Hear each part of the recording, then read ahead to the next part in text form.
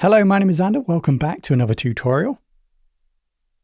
In the previous tutorial, we discussed the basics of deleting data. Django provides us a set of built-in signals. This allows us to get notified by Django when Django performs certain operations. In this tutorial, we're going to learn how to configure our application to capture these signals from the Django signal dispatcher when performing delete actions. So you may have some sort of need for you to perform some sort of operation, some task and function before someone deletes some data and then after the deletion is completed. If you are new to signals, it's well worth going over to the documentation in Django. You will find that there are a number, like I said, of built-in signals that apply to many different areas of Django. So for example, other areas include if you were to save data in your database, there's a signal for pre-saving and post-saving, similar to deletion. So here, when we delete something, we have the pre-delete signal and the post-delete signal. This is where we left off in the previous tutorial. There is a link to this repository. You can go ahead and download it and start it and follow along. Okay, so we're going to be working within the student app here. So let's go ahead and create a new file. I'm just going to call this signals.py. And let's go ahead now and build this up. So from Django .db models.signals. Yep, signals. So we're going to import some of the different signals. So the pre-delete, and then in addition to that, we're going to need the post-delete. There we go. So let me just zoom out a little bit so we can see the whole line. Okay. So let's go ahead and just grab the model that we're going to be utilizing. So from .models, let's import student. So that's the student model you'll find in the models file. Okay, so that's step one. We now have access to the signals that we want to utilize, and then we now have the model that we want to apply it on. So we're going to listen out for this model for when someone tries to delete items from this model. So we are going to need to perform some sort of action, the receiver of this signal, and then perform some sort of action. So we're going to need the receiver here. So just before we capture, or just after we capture the signal, it gets received by a function. So let's go ahead and from Django.dispatch, let's go ahead and import receiver. So essentially here, we're going to capture the signal, and then we're going to do something with it. So we're now going to describe what we want to do with it. So we're going to use the receiver declarator here, and then we're going to define what signals we're connecting to. This is going to be pre-delete, and the sender, in this case, it's the student model. Okay, that's what we brought in here, because essentially we're performing an action on the student model. So we're kind of capturing that signal that's going to perform on that model. And now we're going to actually do something. So let's set out a new function. So pre-delete profile. So we're just going to call it pre-delete profile for no particular reason. Okay, and then let's go ahead and do something. So let's say print you are about to delete something. You know, you might want to perform some sort of action here, just keeping it simple for now. And then let's go ahead and do the same thing again, but this time we want it to perform an action on the post delete, and we'll just call this delete profile. Oh, profile. Yeah, the student profile. And then you have just deleted a student. Okay.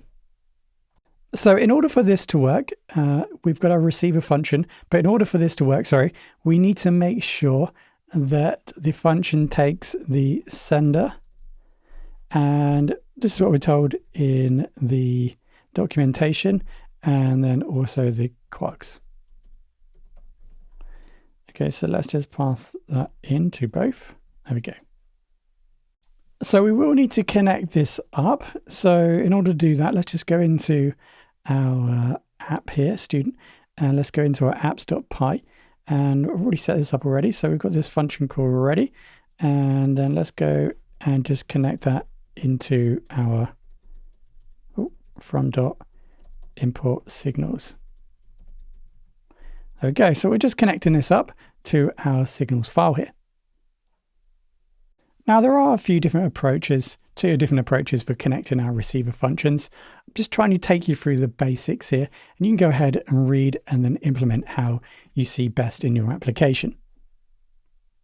Here what we have is we're using the receiver declarator.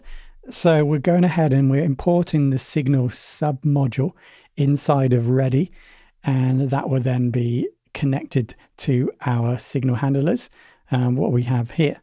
So our two functions here. So fire up your application. We just need to add some data very quickly, however you want to do that.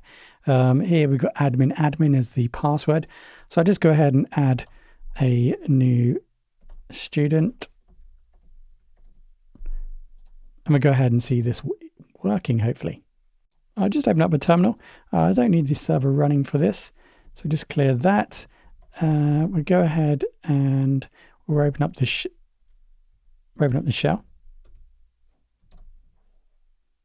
If you have a look at the notes here, we've got all the commands if you're not familiar with using the shell here.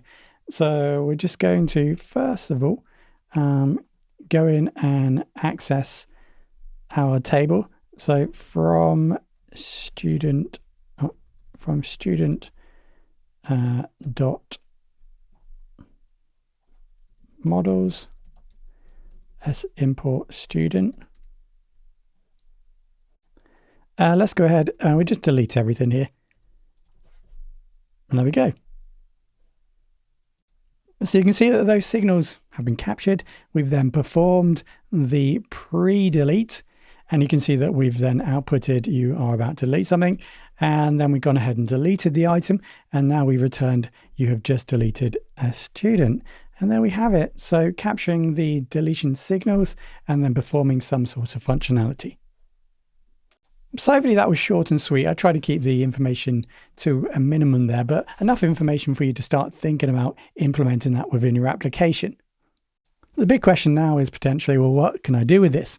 Well, just thinking about what you might want to do with it for the deletion.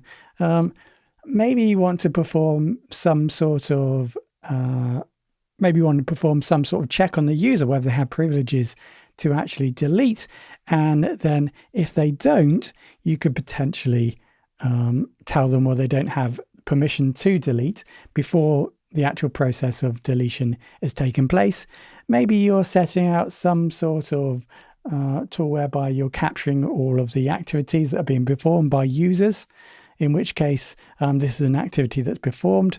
So you capture the fact that the user has deleted something to show them a record of all the actions that they've performed in the application.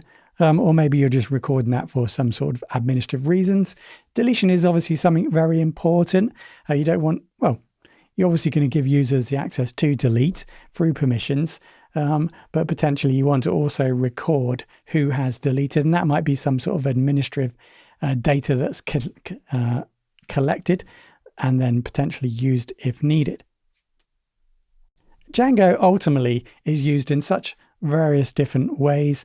I'd say that there's a lot of usage with Django on kind of back-end systems, in-house applications, and this type of way of working would be very important for numerous of different reasons. And understanding signals, hopefully maybe this is completely something new to you, and I've opened up a new idea, a new part of Django, and you can start now to explore further.